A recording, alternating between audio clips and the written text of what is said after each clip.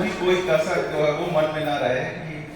आपने जो इस समय मेरे साथ जो है वो ये व्यवहार किया था, मुझे खराब लगा था। शायद भविष्य में उस तरह की चीजें जो हो पुनरावृत्ति ना हो। मैं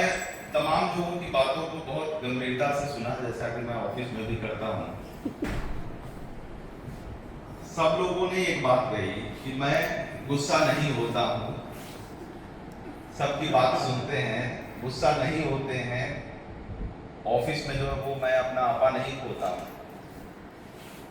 तो इसका जो प्रमुख कारण है वो मेरे साथ बैठी हुई हैं।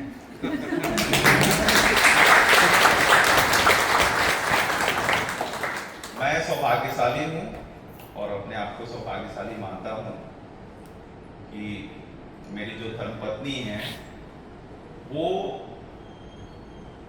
मेरे प्रोफेशनल लाइफ में भी उनका बहुत बड़ा जो मैं सकारात्मक सोच अगर रखता हूँ,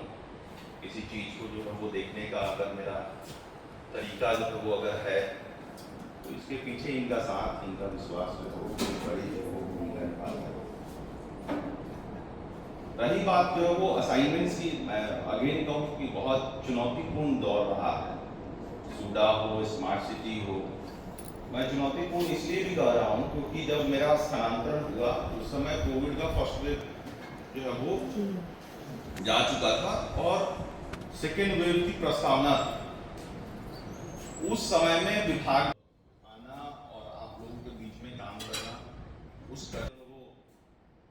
काम करना, तो सूडा में रहा तो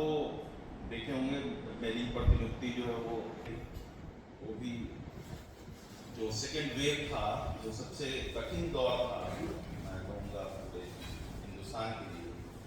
तो हम लोगों को रिम्स में ड्यूटी,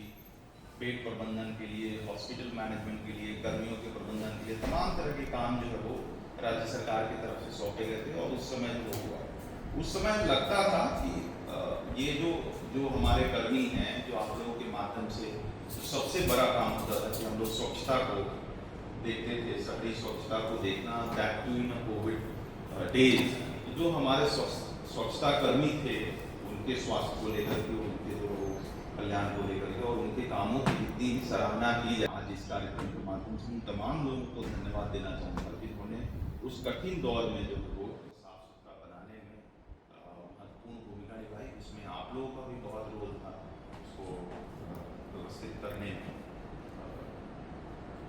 तमाम तरह की चुनौतियाँ थी। आप देख लीजिए कि